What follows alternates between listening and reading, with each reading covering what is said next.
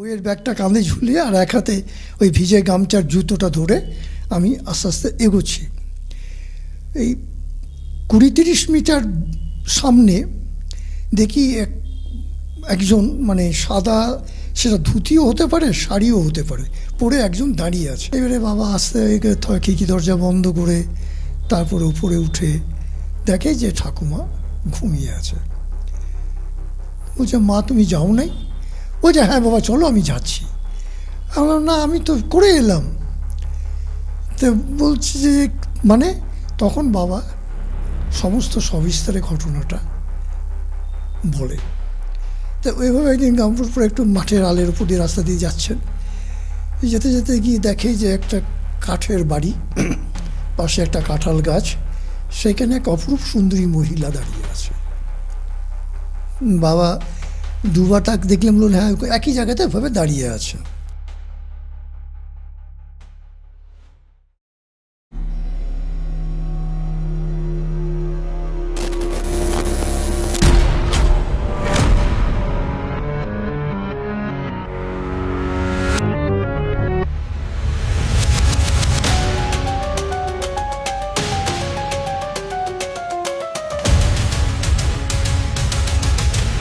Hello and welcome to Xphere the uncanny podcast. আপনাদের সবাইকে স্বাগত। হোপফুলি আপনারা সবাই ভালো আছেন, আমরাও আছি মোটামুটি ঠিকঠাক। বেশ কিছুদিন আগে, তাও মাসখানেক হবে, আমরা মানে আমাদের টিম যে মানে আমি, পুপুন, আমরা দুজনেই অরুণিমার বাড়িতে যাই এবং সেখানে আমাদের এই এক্সফিয়ার নিয়ে কিছু ডিসকাশনস করছি। আরও অনেক ঘটনা আসছে আমাদের কাছে, সেগুলো নিয়ে কিছু আলোচনা বিষয় চলছে। এমন সময় অরুণিমার বাবা আমাদের কাকু আমাদেরকে বলেন যে তোদেরকে একটা ঘটনা শোনাই, আমার ছোটোবেলার ঘটনা বলে একটু বিটস অ্যান্ড পিসেসে সেই ঘটনাটা আমাদেরকে শুনিয়েছিল। এবং ঘটনাটা শুনে আমি এবং পুপুন দুজনেই আমরা বলেছিলাম কাকুকে, ইনফ্যাক্ট অরুণিমাও বলেছিল যে রীতিমতো রিকোয়েস্ট করার মতন যে কাকু তুমি কি এটা পসিবল হবে যে আমাদের স্টুডিওতে এসে এই ঘটনাটা শোনাও, তাহলে পরে আমাদের যে যারা দর্শকরা আছে তারাও এই ঘটনাটা শুনতে পাবে। তো এই শরীর নিয়ে আসাটা একটু বিপজ্জনক। এক্স্যাক্টলি। তবে সেটা বেশ মাস দেড়েকের ওপরেই কথা হয়েছিল এবং তারপরে কাকু আজকে আমাদের স্টুডিওতে এসেছেন এবং উনি আজকে আমাদেরকে ওই ঘটনাটা শোনাবেন। কিন্তু তার সঙ্গে কাকু আরও মনে হয় দুটো ঘটনা অ্যাড করবেন। সো কথা বলি কাকুর সঙ্গে। কাকু কেমন আছো? ভালো, আপাতত ভালো আছি। গ্রেট। কাকু আমি আর ইন্ট্রোডাকশন করালাম না, ওনার নাম স্বপন মজুমদার। তুমি যদি একটু সংক্ষেপে তোমার ব্যাকগ্রাউন্ড সম্বন্ধে যদি একটুখানি বলো। আমার জন্ম হচ্ছে বীরভূম জেলার প্রত্যন্ত একটা গ্রামে, আমোদপুর শহরে থেকে বক্রেশ্বর নদীর দক্ষিণ পাড়ে আমাদের গ্রাম, সেইখানে আমার জন্ম। আমার বেড়ে ওঠা ছাত্র জীবন এবং কলেজ জীবন বীরভূমে, তারপর কর্মসূত্রে শিলিগুড়িতে, তারপর এই শিলিগুড়িতে থাকতে থাকতেই যা হয় সেটেল হয়ে গেলাম এখানে, বাড়িঘর এখানে আছে। তবে নারীর টানে প্রতি বছরই 2বার করে হোক বা 3বার করে হোক বাড়িতে আমাকে যেতে হয়। একদমই। কাকু যেই গ্রামের কথা বলল, ঘটনাচক্রে আমরাও সেই গ্রামে গিয়েছিলাম একটা ব্লগিংয়ের কাজে এবং প্রচণ্ড এনজয় করেছি। কিন্তু ওই গ্রামে যাওয়ার মূল উদ্দেশ্য ছিল হচ্ছে একটা স্পেসিফিক পুজো, মায়ের পুজো, এবং সেটার পেছনেও কিন্তু একটা মিস্ট্রি আছে। একটুখানি কি সংক্ষেপে আমাদের দর্শকদেরকে বলবে? মিস্ট্রিটা হচ্ছে যে আমাদের গ্রামে যে পুজোটা হয় ওটা কালী রূপেই পুজো হয়। পুজোটা প্রায় 300 বছরের, মানে 256 বছর বোধহয় বেশ পেরিয়ে গেছে, প্রায় 300-র কাছাকাছি। তা ওখানে আর্কিওলজিক্যাল সার্ভে অফ ইন্ডিয়া থেকে কিছু বছর আগে একটা সার্ভে করা হয়েছিল এবং ওই সার্ভেতে দেখা যায় যে ওই যে মূর্তিটা কালী হিসেবে পুজো করা হচ্ছে ওটা আদপেও কালী মূর্তি নয়, ওটা বিষ্ণু মূর্তি। বিষ্ণুমূর্তি। আর একটা স্পেসিফিক জিনিস আছে ওখানে, সেটা হচ্ছে ওই পুজোর দিনে ওখানে কিন্তু নুন বর্জন, হ্যাঁ। আর কোনো মানে গোটা গ্রামেই কেউ খাবারের মধ্যে নুন অ্যাড করে না। একটা গল্প, মানে আমি জানি না এটার সাথে এটার কোনো আছে কিনা, তবে একটা গল্প শুনেছি ঠাকুমার মুখে যে একজন নাকি এরকম ওই পুজোর দিনে ওরকম লবণ মেশানো কিছু আর কি নুন দেওয়া খাবার খেয়েছিলেন এবং ওনার গলা দিয়ে রক্ত উঠে মারা যায়। এবং ওনার আগের কোনো অসুস্থতা ছিল কিনা সেটা জানি না, তবে এটা হয়েছে বলে ঠাকুমার মুখে শুনেছি। এবং গোটা গ্রামেই তো এটা ফলো করা হয়, তাই? গোটা গ্রামে এই নিয়ম। কাকু, তুমি ওই সময় কোনো এরকম ধরনের ইনসিডেন্ট শুনেছিলে তোমাদের? না, এরকম তো অনেক কিছু আছে, যেমন কালী পূজার দিনে এবং পরের দিন দুদিন কবি গান হতেই হবে। এটা হচ্ছে একদম বাধ্যতামূলক। একবার মাত্র কোনো কবি গান হয়নি, এটা বাবার মুখে শোনা। তো ওই বেহুলা চন্দ্র ওইটার একটা যাত্রাপালা করেছিল এবং যিনি লক্ষিন্দরের ভূমিকা অভিনয় করেছিলেন তিনি আমাদের ওখানকার একজন হাই স্কুলের শিক্ষক ছিলেন, খুব ভালো অভিনয়ও করতেন, খুব ভালো। তো বাবা বলেছিলেন যে সেই রাত্রে যখন যাত্রাপালা শেষ হয়ে যাওয়ার পর্যায়ে সব বাড়িতে চলে গেছেন, সেই ভোর রাত্রের দিকে ওনাকে সর্পদংশন করে। হ্যাঁ, তিনি সুস্থ হয়ে গেছিলেন। হ্যাঁ, তারপরে ওনার একটা মানত ছিল, সেটা এখনও তার পরিবার সেই মানতটা দিয়ে যাচ্ছেন। ওখানে এরকম অনেক ধরনের ঘটনা আছে। আমরা ইনফ্যাক্ট আমরা নিজেদের মধ্যে আমরা ডিসকাসও করেছিলাম, if I am not wrong Pupun, যে ওখানকার কিছু ঘটনা যদি তুলে আনা যায় এবং আমাদের এই প্ল্যাটফর্মে শেয়ার করা যায়, সেটারও চেষ্টা করছি। আমাদের গ্রামটায় না ভৌতিকের থেকে একটা ঠাকুরের মানে কালী কালী ভাব, একটা রহস্য তুমি প্রত্যেকটা জায়গায় পাবে। প্রত্যেকটা বাড়ির কিছু না কিছু গল্প আছে। মানে একটু ঘটনা দু একটা আমরা ওখানে শুনেছিলাম যখন আমরা ছিলাম, লোকাল যারা আছেন আর কি তাদের কাছ থেকে। তা বেশ, কথা তো হতেই থাকবে। কাকু, আজকে ঘটনাগুলো শুনি, যেটা আমরা সেদিনকার শুনলাম অল্প করে, সেটা শুনি আগে। আচ্ছা, ঘটনাটা হচ্ছে 1967 সাল। আমি ক্লাস 10-এ পড়ি।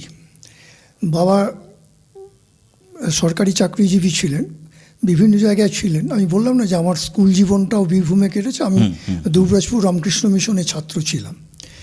তো বাবার হঠাৎ করে ট্রান্সফার হয়ে যাওয়ায় আমরা 1 বছর গ্রামে ছিলাম। তো গ্রামে থাকাকালীন আমি ওই আমোদপুর স্কুলে ভর্তি হয়েছিলাম। তা বাবা তখন রামপুরহাটে পোস্টিং ছিলেন। তো in the month of June July, বর্ষাকাল, আমি স্কুল শনিবার ছিল, সেদিন বাবার আসার কথা। তা বাবার ট্রেন 6:30টায়। আমি স্কুল থেকে 1:30-2টোর সময় বেরিয়ে আমি ভাবলাম যে থেকে যায়, বাবার সাথে একসাথে বাড়িতে যাব।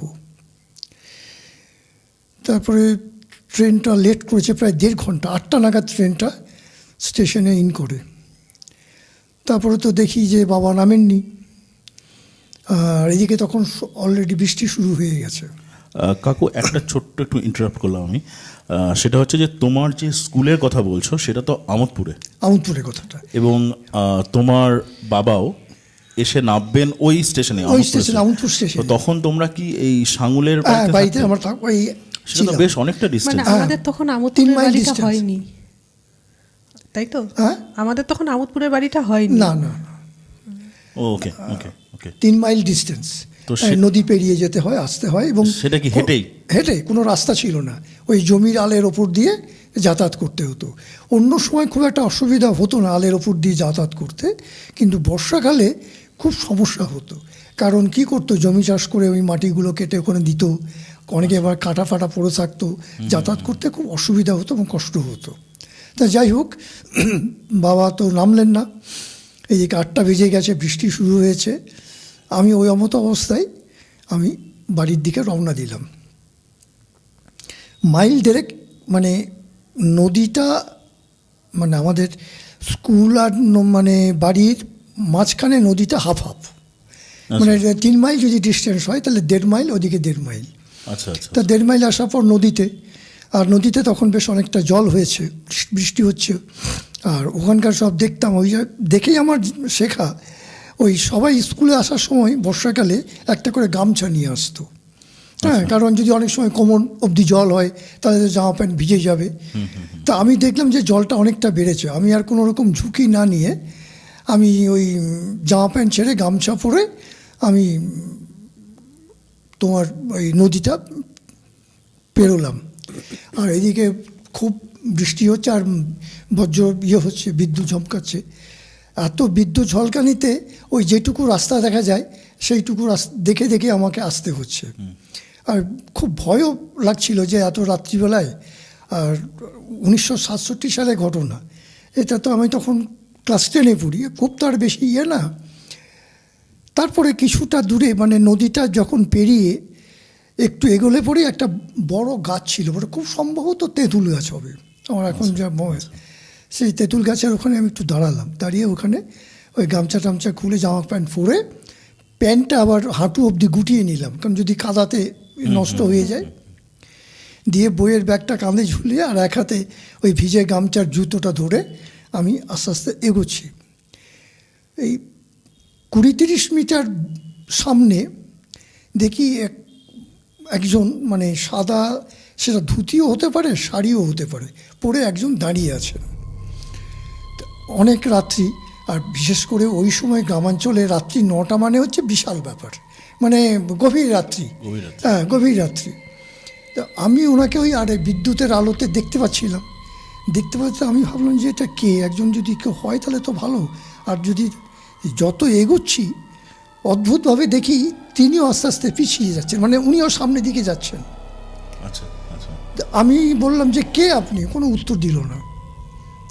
তা আমি বললাম যে যা হবে হোক, আমিও আস্তে আস্তে মানে ঠাকুরের নাম নিয়ে, মায়ের নাম নিয়ে নিতে আস্তে আস্তে এগিয়ে যাচ্ছি। কারণ আমার মানে আমোদপুরে থাকার সেরকম কোনো জায়গা ছিল না, তবু হয়তো একটু খোঁজে খবর করলে হয়তো একটু রাত্রিটা থাকতে পারতাম। কিন্তু যেহেতু আমি বাড়ি ফিরবো না, মা বাবু ঠাকুমা দারুণভাবে চিন্তা করবে, ছটফট করবে, সেই জন্যে আমি বাধ্য হয়ে রওনা দিয়েছিলাম। যাই হোক, আমি যতই এগোই ওই ছায়ামূর্তিটা কিন্তু সামনের দিকে আস্তে আস্তে এগোচ্ছে। আমি মানে 2-3 বার ডাকাতেও কোনো সাড়া না পেয়ে আমি অ্যাকচুয়ালি খুব ঘাবড়িয়ে গিয়েছিলাম যে এটা ব্যাপারটা কী হচ্ছে। আর অল্প বয়স, অত তো তখন ম্যাচুরিটি আসেনি, বুঝি না সেরকম কিছু। তো যাই হোক, ওইভাবে আমি যাচ্ছি আর উনিও আস্তে আস্তে এগিয়ে যাচ্ছেন। তারপরে এই করতে করতে আমি ক্রমাগত আমি আমার বাড়ির কাছাকাছি এসেছি। তখন দেখি উনি আমার অন্তত মানে 20 হাত দূরে উনি দাঁড়িয়ে আছেন। আমি বাড়ির দরজায় এসে, গ্রামের বাড়িতে দরজায় এসে দরজা নক করছি, তখন তাড়াতাড়ি মা এসে দরজাটা খুলেছেন হাতে একটা লণ্ঠন নিয়ে। তা আমি মাকে বললাম, মা এরকম ব্যাপার, একজনকে সঙ্গে করে আমাকে নদী থেকে এখানে পৌঁছিয়ে দিল। মা বললো, কই দেখ, তাকে বাড়িতে ডাক। তারপরে বাড়ি থেকে বেরিয়ে মা, ঠাকুমা, আমি সবাই বাড়ি থেকে বেরিয়ে দেখি তার আর কোনো হদিশ নেই, কোনো চিহ্নই নেই তার। এটা মা বললো, তুই বললাম হ্যাঁ, আমার সঙ্গে সঙ্গে এলো তো। তা এইটা আমার কাছে মানে অদ্ভুত একটা ঘটনা, যে কে সে, যে যিনি আমাকে ওই সময় আমাকে পথ দেখিয়ে নিয়ে আসলেন বা মনের সাহস দেওয়ার জন্য আমাকে এগিয়ে দিলেন। এটা কোনো অশরীরই কোনো আত্মা না অলৌকিক কোনো শক্তি, এটা আমার কাছে আজও খুব একটা মিস্টিরিয়াস ব্যাপার হয়ে আছে। আমি এর উত্তর কিন্তু এখনও কোনো খুঁজে পাইনি। অনেক চেষ্টা করেছি, ভেবেছি যে এটা কোনো হয়তো অশরীরী আত্মা, আমার পরক্ষণে মনে হচ্ছে সেখানেও তাহলে আমাকে পথ দেখিয়ে নিয়ে আসবে। তাহলে এ কি কোনো কেউ যে যিনি আমাকে, আমি এই ভয়ের পরিবেশ থেকে আমাকে সাহস দেওয়ার জন্য আস্তে আস্তে আমাকে এগিয়ে নিয়ে আসলেন?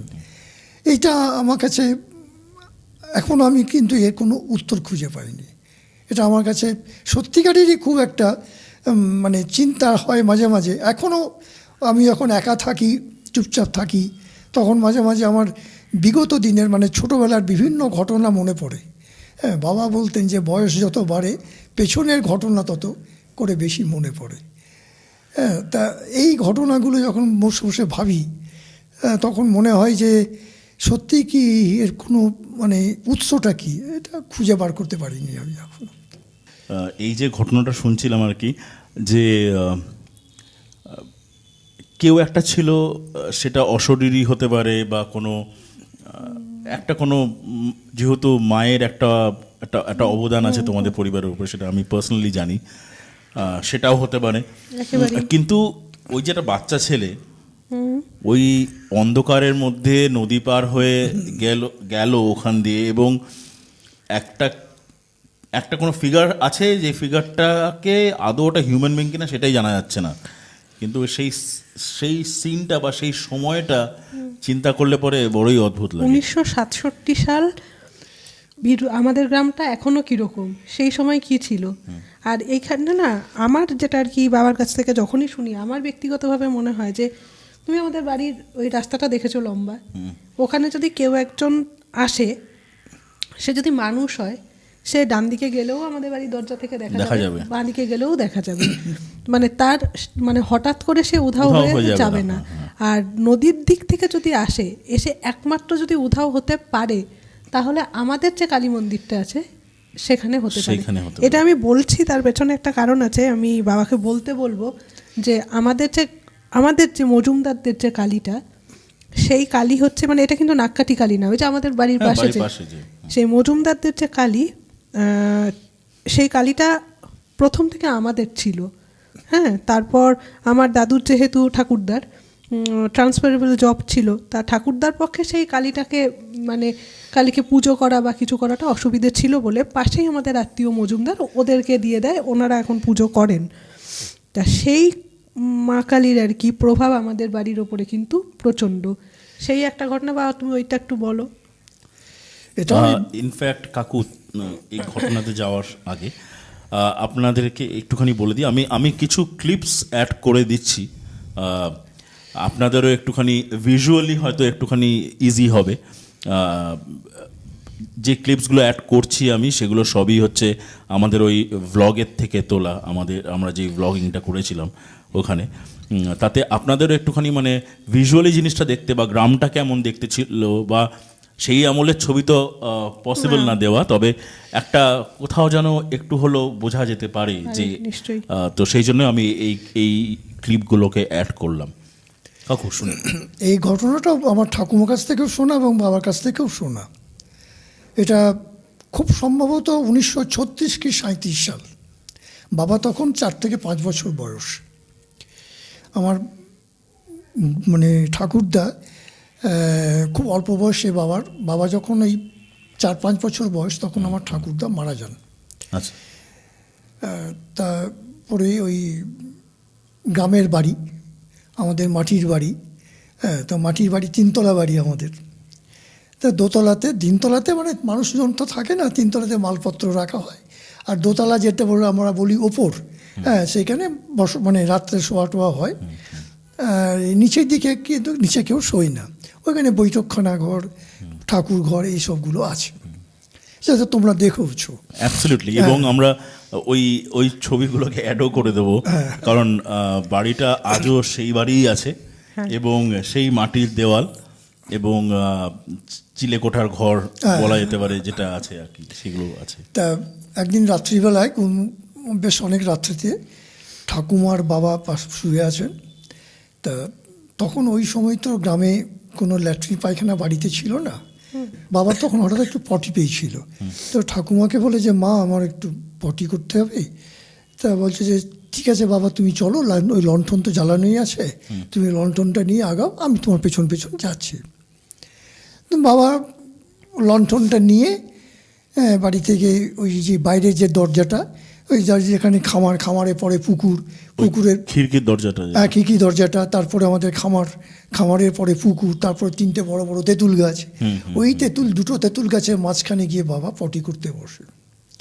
আর ঠিক ওই পুকুরের দক্ষিণ দিকটা, মানে বাঁ পাশটা যাওয়ার সময় বাঁ দিকটাই পড়ে, মানে আমাদের গ্রামের দক্ষিণ দিক হয়, ওইখানে একটা কালী মন্দির আছে, ওই যেটা আমাদের কালী মন্দির বলা হয়, যে মন্দিরের কথা বললো। তা বাবা ওখানে পটি করতে বসেছে, হঠাৎ মানে বেশ কিছুক্ষণ পরে বাবা একটু ভয় পায়। বাবা ভয় পেয়ে হঠাৎ মা বলে চিৎকার করে ওঠে। তখন দেখি যে ওই যে আমাদের যে ঠিক কালী মন্দিরটা আছে তার সামনে একটা তেঁতুল গাছ আছে, তার পাশে ওই ঠাকুমার মতন একদম ড্রেস পরে এরকম দাঁড়িয়ে বললো, বাবা আমি এখানে তো আছি, তোমার ভয় কী? বাবার ছোট ছেলে, অত 4-5 বছর বয়স, ভুলে হয়ে গেছে। তো বাবা তারপরে ওখান থেকে হ্যারিকেন নিয়ে ওই পুকুরে সব পরিষ্কার হয়েছে, হাত মুখ টুক ধুয়ে খিড়কি দরজা লাগে। বাবা কিন্তু মনে নেই যে ঠাকুমা আসেনি, মানে ইয়ে করেনি। এবারে বাবা আস্তে খিড়কি দরজা বন্ধ করে তারপরে উপরে উঠে দেখে যে ঠাকুমা ঘুমিয়ে আছে। বলছে, মা তুমি যাও নাই? বলছে, হ্যাঁ বাবা চলো আমি যাচ্ছি। আমার না আমি তো করে এলাম। তো বলছি যে মানে তখন বাবা সমস্ত সবিস্তারে ঘটনাটা বলে, এবং বাবার জন্মের একটা বৃত্তান্ত আছে, ইতিহাস আছে একটা, এই প্রসঙ্গে বলে রাখা ভালো। এটা সেটা হচ্ছে যে আমার ঠাকুমার পরপর কয়েকটা সন্তান, দুটো না একটা সন্তান নষ্ট হয়, মারা যায়। মারা যাওয়ার পরে বাবার ওই আমাদের ওই মায়ে কালীর ধুলো নিয়ে ধারণা যে বাবার জন্ম হয়েছে, ওই জন্য বাবার ডাক নামও রেখেছিল ধুলো। আচ্ছা, হ্যাঁ, তা ওইটা এটা একটা বিরাট, এটাও একটা ওটা অলৌকিক ঘটনা। এটা একটা ঠাকুমা তো সঙ্গে সঙ্গে উঠে সকাল মানে ভোর না হতে হতে উঠে কালী মন্দিরে গিয়ে মায়ের কাছে গিয়ে পুজো টুজো দিয়ে ইয়ে করে মাকে প্রণাম করে এসছিল। এটাও একটা খুব মানে আমরা মাঝে মাঝে ফিল করি, হ্যাঁ, যে কিছু একটা আমাদের ওখানে আছে এই জায়গাটায় এটার মানে। এবং বাবা এটাকে নিয়ে, বাবা নিজে কিন্তু খুব মানে একটু নাস্তিক প্রকৃতির ছিলেন, সব মানতেন না, খুব বাস্তববাদী ছিলেন, উনি মানতেন না। কিন্তু এই ঘটনাটা বাবা কিন্তু বারবার বলতেন যে না এখানে কিছু একটা আছে, শক্তি আছে। হ্যাঁ, মানে ইনফ্যাক্ট আমরাও যখন ওখানে গিয়েছিলাম তখন কোনো ভূতের বা ভয় বা এরকম ধরনের জিনিস নয়, তবে একটা কোনো প্রেজেন্স আছে, কারোর প্রেজেন্স, লাইক একটা গডলি প্রেজেন্স বা বলতে পারবো কি, সেরকম কিন্তু একটা মানে একটা ওরকম একটা আভাস বা একটা তোমাদের পরিবারের লোকদের মুখে কথা, এগুলো কিন্তু আমরাও শুনেছিলাম। আমরা যখন ছোট ছিলাম তা তখন বাবার যিনি ঠাকুমা ছিলেন আর কি, সেই প্রায় ওই বয়সী এক ভদ্রমহিলা ছিলেন ওই কালীবাড়িটার পাশে, ওনার বাড়ি। তা উনি আমাদের সাথে এসে খুব গল্প করতেন, মজা করতেন, মানে নাতি নাতনি তো, এসে বলতেন যে যা তোরা গিয়ে ওই আমাদের যে তেঁতুল গাছগুলো আছে, বলছে যা ওখানে গিয়ে বসে থাক, দেখবি ও আসবে, ও মানে হচ্ছে কালী, ও আসবে দেখবি, ও তো একটু পরে জল নিতে আসবে পুকুরে, ওখানটা ঝ্যাঁটা, উনি ঝাঁটা বলতেন না ঝ্যাঁটা, ও দেখবি ঝ্যাঁটা দেবে যা। তা আমার মাসিরা একবার গিয়েছিল, আমার মাসি ওখানে বসেছিল তেঁতুল গাছের নিচে। আমার মাসির বক্তব্য এটা যে ও একটা ঝুমুরের আওয়াজ পেয়েছিল দুপুরবেলা, প্রচণ্ড গরম না, মাসি গিয়ে ওই তেঁতুল গাছের নিচে বসে থাকতো। তা পরে এখানে আসার পরে বলেছে যে একটা ঝুমুরের আওয়াজ নাকি ও পেয়েছিল। প্রচুর ঘটনা, প্রচুর ঘটনা ওই গ্রামে। কাকু, আর একটা ঘটনা তুমি বলবে? আর এটা বাবার কাছেই শোনা, মানে এটা হচ্ছে খুব সম্ভবত 1951 কি 52 সাল। আচ্ছা, বাবা তখন মেদিনীপুরে পোস্টিং। তা বাবা যে বাড়িটাতে ভাড়া থাকতেন সেখানে বাবারা 3 জন ছিলেন। বাবা ছিলেন, সঙ্গে ওখানকার বিডিও আর একজন অফিসার স্টাফ থাকতেন ওখানে। তাই বিকেলবেলায় মাঝে মাঝে এই বাবার বিডিও সাহেব ওই মাঝে মানে ঘুরতে বেরোতেন, এদিকে ওদিকে যাচ্তেন, আবার এসে সন্ধ্যাবেলায় এসে করতেন। তো একদিন বাবা, সেদিন উনি বিডিও সাহেব কোথায় কোনো গ্রামে বোধহয় গিয়েছিলেন ভিজিট করতে, বা কোনো একটা কাজে হয়তো গিয়েছিলেন, বা ফিরতে অনেক দেরি হচ্ছিল। তো বাবা একাই বেরিয়েছিলেন। আর মেদিনীপুরে বাবা বলতেন যে মিদনাপুরে যে জায়গাটা ওনারা ছিলেন সেখানে নাকি খুব সাপের উপদ্রব। হ্যাঁ, সেই জন্যে ওই গামবুট পরতেন, মানে হাঁটুর নিচে অবধি গামবুট পরে যেতেন। তো ওইভাবে একদিন গামবুট পরে একটু মাঠের আলের উপর দিয়ে রাস্তা দিয়ে যাচ্ছেন, যেতে যেতে গিয়ে দেখে যে একটা কাঠের বাড়ি, পাশে একটা কাঁঠাল গাছ, সেখানে এক অপরূপ সুন্দরী মহিলা দাঁড়িয়ে আছে। বাবা দুবার তাক দেখলেন, বললেন হ্যাঁ একই জায়গাতে ওইভাবে দাঁড়িয়ে আছে। বাবা বললেন হয়তো ওখানে দাঁড়িয়ে আছেন, কোনো কারো ইয়ে নেই। বাবা পাশ দিয়ে চলে গেলেন। আবার ওইটা কিন্তু বাবা কিন্তু মাথায় মানে মনে কোনো কিছু মানে প্রশ্ন জাগেনি। আবার 2-3 দিন পরে আবার ঠিক ওই একইভাবে গিয়েছিলেন, গিয়ে দেখেন যে ঠিক সেম একই জায়গাতে ওইভাবে উনি দাঁড়িয়ে আছেন। তারপরে বাবা ফিরে এসে ওখানে রাত্রিবেলায় যখন 3 জনে বসে খাওয়া দাওয়া করছেন রাত্রে, তখন বাবা ঘটনাটা বলেন। তখন বলে যে না, ওটা জায়গাটা ভালো না, আপনি যেন না। তো বাবা হয়তো ভেবেছেন যে মেয়েটার অন্য কোনো কারণে হয়তো খারাপ কিছু, এই জন্য হয়তো যেতে উনি না করছেন। বাবা তারপর 3-4 দিন বাবার যাননি। হঠাৎ আরেকদিন কি মনে হলো, বলো দেখি তো যাই তো একবার। গিয়ে দেখে যে সেই জায়গাটাতে না আছে কোনো বাড়ি, না আছে কোনো কাঁঠাল গাছ, না আছে সেই মহিলা। মোটা দেখে ধুয়োমার কয়েকটা গাছ ওখানে দাঁড়িয়ে আছে। তো বাবা বলে যে আমি ওইখানে দাঁড়িয়ে থমকে গেলাম যে ব্যাপারটা কি হলো। হ্যাঁ, এই তো একটা অদ্ভুত ব্যাপার। তারপরে তো ফিরে আসার পরে বাবা খুব চুপচাপ হয়ে আছে, গম্ভীর হয়ে আছে, মানে কিছু কথা বলছে না, মানে মাথার মধ্যে ওইটাই ঘুরছে। তা উনি তখন জিজ্ঞেস করছেন যে বাবার ভালো নাম হচ্ছে রেণুপদ মজুমদার। তা বলছেন যে রেণুবাবু আপনি চুপ করে আছেন কেন? তখন তখন ওই বিডিও সাহেব বললেন যে ওখানকার যারা লোকেদের কাছ থেকে শোনা যে ওইখানে সত্যি একটা বাড়ি ছিল, কাঁঠাল গাছও ছিল। ওই বাড়ির যিনি মহিলা ছিলেন তিনি সুইসাইড করেছিলেন, কাঁঠাল গাছে ফাঁসি দিয়ে সুইসাইড করেছিলেন। তারপরে তো তখন ওই জন্য আপনাকে আমরা বারণ করেছিলাম যে আপনি ওই দিকটা যাবেন না। বাবা তারপরে বহুদিন আমি যখন দুবরাজপুরে ছিলাম আমরা, তখনও বাবা মাঝে মাঝে বলতেন যে জানিস তো আমি এখনও বুঝতে পারি না কী করে সম্ভব এটা। হ্যাঁ, যে এত অশরীরিতে একদম এইভাবে একটা মানে আমার চোখের সামনে একটা মহিলা দাঁড়িয়ে আছে আর সে নেই, এটা তো মানে ভাবতেও খুব আমি মানে হয়ে যায়।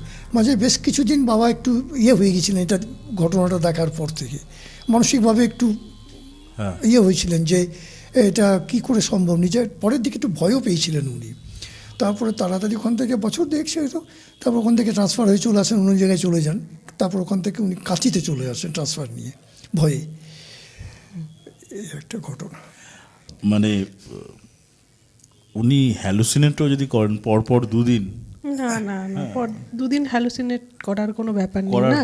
মানে এবং শুধু মহিলা যে ছিলেন তিনি নেই, শুধু তাই নয়, বাড়িটাও নেই, কাঁঠাল গাছটাও নেই, কিচ্ছু নেই। মানে যেটা দেখেছিল পুরোটাই একটা মানে ওই এখন অনেক আমরা সিনেমাতেও এরকম দেখি না, যে যেটা দেখা যাচ্ছে চোখের সামনে, যে প্রাইভেট ক্যারেক্টার যে আছে সে আছে এবং সেটা হন্টেড মুভি হতে পারে বা কিছু একটা, মানে সামনে একটা কিছু চলছে যেটা বাস্তবে এক্সিস্টই করে না। এই ঘটনাটা একদমই তাই। এটা ব্যাপারটা অনেকটা এরকমই, মানে ট্রিমেন্ডাস। ইভিনিং ওয়াকে গিয়ে পরপর 2 দিন একই জিনিস দেখলেন, একই জিনিস, এবং মনে দাগ কাটার কথাও না সেটা। এরকমই আরেকটা ঘটনা আছে, ওটাও বাবার কাছেই শোনা। আমি তখন বেশ মানে এই খুব সম্ভবত এটা আমি তখন বোধহয় শিলিগুড়িতে এসে গেছি এখানে চাকরি সূত্রে, সেই সময় কি বা তার 2-1 বছর আগেকার ঘটনা হতে পারে। বাবার সঙ্গে এক ভদ্রলোক চাকরি করতেন। এই ঘটনাটা কিন্তু শোনা তার বন্ধুর কাছ থেকে। ওই যে ভদ্রলোকের ঘটনা, তার খুব বুজুম ফ্রেন্ড ছিলেন যে, তিনি বাবাদের সাথে খুব মানে একটা মেশে থাকতেন। একটা মেস ছিল ওখানে, সমস্ত কর্মচারীরা ওখানে, বেশিরভাগ স্টাফ বিভিন্ন দিব, ওরা মেসে করে থাকতেন ওখানে রামপুরহাটে। তা ওই ভদ্রলোক একদিন ওইরকম বেশ কিছুদিন বাড়ি যায়নি, এক উইকেন্ডে উনি বাড়ি যাচ্ছেন। ওনার বাড়ি নলাটির কাছে একটা গ্রামে। তা বাড়ি থেকে, স্টেশন থেকে নেমে, বাড়িটা প্রায় মাইল 2 হবে এরকম। তো উনি যাচ্ছেন রাস্তা ধরে, যেতে যেতে ওনাদের গ্রামের সামনে একটা বড় দিঘির মতন আছে। আচ্ছা। হ্যাঁ, গ্রামের সমস্ত পুরুষ মহিলারা ওই পুকুরে স্নান টান করে এসব আচ্ছা করে। আচ্ছা। তা উনি যখন যাচ্ছেন তখন খুব সম্ভবত 11টা সাড়ে 11টা এই সময় টাইমটা, ওই দিঘির কাছে যখন পৌঁছান, তা দেখেন যে ওনার স্ত্রী ওইখানে দিঘির ঘাটে দাঁড়িয়ে আছেন। ওনাকে দেখে খুব হাসছে। হ্যাঁ, তা উনি বললেন যে বাড়িতে যাব, এখানে অনেকে আছে, আর কথা বলবো না, আমি বাড়িতে গিয়ে কথা বলবো। তারপরে উনি ওখান থেকে বাড়িতে এসেছেন। বাড়িতে এসে দরজা নক করেছেন, ওনার বাড়ির দরজা খুলে দিয়েছে। উনি বাড়ির মানে দরজার চৌকাঠ পেরোনোর সাথে সাথে বাড়িতে প্রচণ্ড কান্নার রোল ওঠে। উনি একটু ঘাবড়িয়ে যান যে কি হলো। আমি স্ত্রীকে দেখলাম হাসছে, আমাকে দেখে হাসলো, আবার বাড়িতে এসে দেখছি সবাই কান্নাকাটি করছে, ঘটনাটা কি হলো। তারপরে তো কি ওনার মা, ওই ভদ্রলোকের মা তাড়াতাড়ি এসে বলে যে ওনার স্ত্রী নাই, গত রাত্রে মারা গেছে। উনি যে ওইখানে যে মানসিক আঘাত এবং পেয়েছিলেন, এটা উনি বিশ্বাস করতে পারেননি, এবং মানসিক ভারসাম্য নষ্ট হয়ে গিয়েছিল ওনার। উনি চাকরি করেছিলেন, মানে রিটায়ার্ড করেছিলেন, কিন্তু ওই যাকে বলে যে মানে সরকার বা কলিগরা তাকে একটু মানে হেল্পই করেছিল, যাতে মানসিকভাবে উনি ভাবে একদম ভারসাম্যহীন হয়ে পড়েছিলেন। উনি বিশ্বাসই করতে পারেননি যে ওনার স্ত্রী আর নেই। বলো, যাকে আমি একটু আগে দেখলাম পুকুর ঘাটে, সে কী করে মৃত হতে পারে? এটা ঠিক নয়।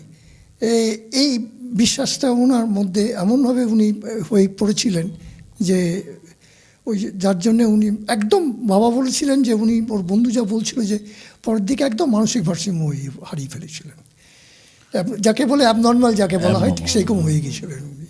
এটা ওনার কাছে একটা অবিশ্বাস্য ঘটনা যে এটা হয় কী করে।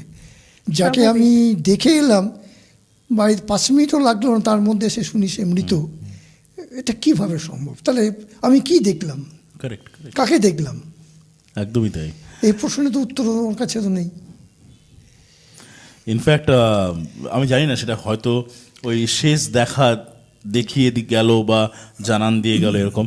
ইনফ্যাক্ট কোয়েল রয়ের এপিসোডটা যেটা ছিল, সেখানেও কিন্তু আমরা এরকম ধরনের একটা ইয়ে পেয়েছিলাম। ফার্স্ট ঘটনা যেটা ও বলেছিল যে ওর মাসি, এবং সে জানান দিয়ে যায় যে সে আর নেই, সে চলে গেছে। এটাও হয়তো হতে পারে সেরকম ধরনের কিছু, বাট স্ট্রেঞ্জ, এটাই বলতে পারি। আজকের এই ঘটনাগুলো কেমন লাগলো আমাদেরকে প্লিজ জানাবেন। এবং এপিসোড চলাকালীন আপনারা হয়তো বহুবার দেখেছেন, ক্যামেরা যখন শিফট হচ্ছিল তখন যে লাইটটা বহুবার ফ্লাকচুয়েট করলো। এটা কোনো অবিশ্বাস্য বা আনপ্রফেশনালিজম বা সেরকম কিছু হলেও হতে পারে, কিন্তু আমার মনে হয় যেহেতু আমাদের থিমটা একটু ডার্ক, এফেক্টটা কিন্তু ভালোই ছিল। সো এটা বেশ কিছুদিন ধরে হচ্ছে। ইনফ্যাক্ট আমাদের এত বিজি স্কেডিউল চলছে যে সেই সময়টাও আমরা পাচ্ছি না যে we are going to get that fixed.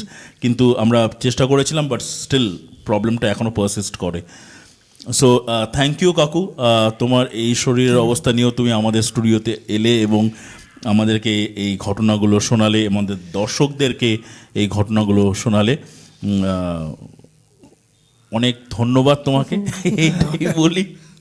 তোমাদের চ্যানেলের শ্রীবৃদ্ধ হোক, আরও ভালোভাবে ইয়ে হোক। এটা মানুষ বিভিন্ন জনের তাদের অভিজ্ঞতার শেয়ার করতে পারছে, সমস্ত দর্শকদের কাছেও শেয়ার করতে পারছে। হ্যাঁ, ঘটনাগুলো, এই যে ঘটনাগুলো আমি বললাম, এগুলো প্রত্যেকটাই মানে এত সত্য যে এর পেছনে আর কোনো ব্যাখ্যা থাকতে পারে না।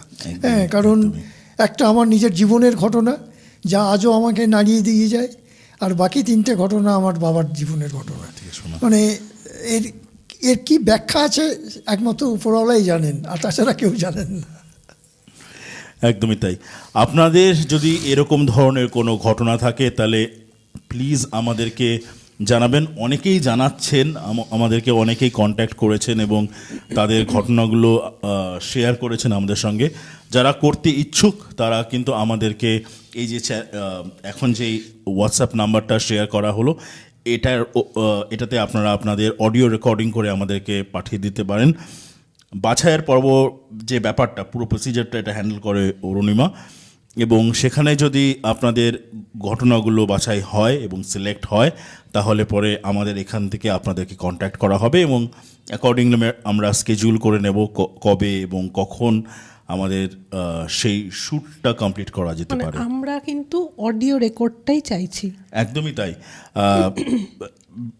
খুব বিস্তারিতভাবে না হলে পরেও সংক্ষিপ্তে হলেও যদি আপনারা ঘটনাটার মূল বিষয়টাকে যদি রেকর্ড করে আমাদেরকে পাঠান তাহলে আমাদের অনেক সুবিধা হয়। আর হোয়াটসঅ্যাপ নাম্বারটা আমি আবার ফ্ল্যাশ করালাম অন স্ক্রিন, প্লিজ এখানে পাঠিয়ে দিতে পারবেন আপনারা। আর যাওয়ার আগে এটা না বললেই নয়, প্লিজ আমাদের চ্যানেলটাকে সাবস্ক্রাইব করতে ভুলবেন না।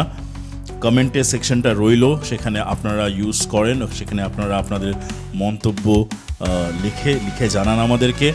আমরাও ইমিডিয়েটলি আমরা যতটা পারি সম্ভব হয় আমরাও ইমিডিয়েট রেসপন্স করি ওটার ওই কমেন্টগুলোর।